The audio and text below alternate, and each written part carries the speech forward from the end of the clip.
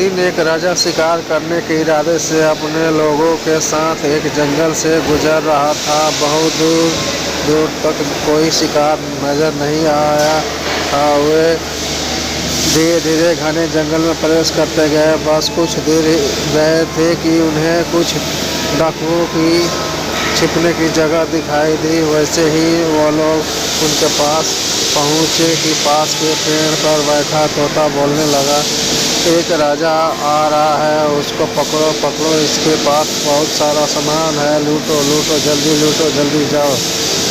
तोते की आवाज़ जैसे ही डाकुओं ने सुनी, सभी डाकू राजा की ओर दौड़ पड़े। डाकुओं को अपनी ओर आते देख राजा उसके सैनिक दौड़कर भागने लगे। भागते भागते काफ़ी दूर तक निकल गए। सामने एक बड़ा सा पेड़ दिखाई दिया। कुछ दूर देर आराम करने के लिए उस पेड़ के पास चले गए। जैसे ही पेड़ के पास पहुँचे कि उस पेड़ पर बैठा तोता बोलने लगा, आओ राजा आओ, हमारे साधु महात्मा की कुटिया में आपका स्वागत है, अंदर आके पानी पी लीजिए और आराम कर लीजिए।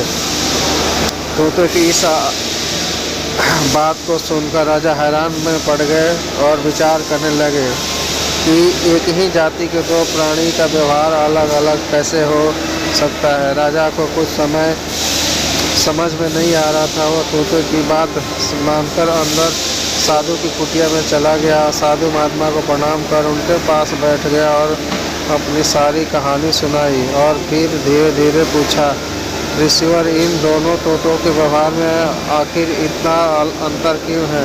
साधु महात्मा ने आराम से सारी बातें सुनाई और बोले, ये कुछ नहीं राजन, इस बस संगति का असर है। डाकुओं के साथ रहकर तोता भी डाकुओं की तरह बन गया, उनकी ही भाषा को बोलने लगा। मतलब जो जैसे वातावरण में रहता है वैसा ही बन जाता है।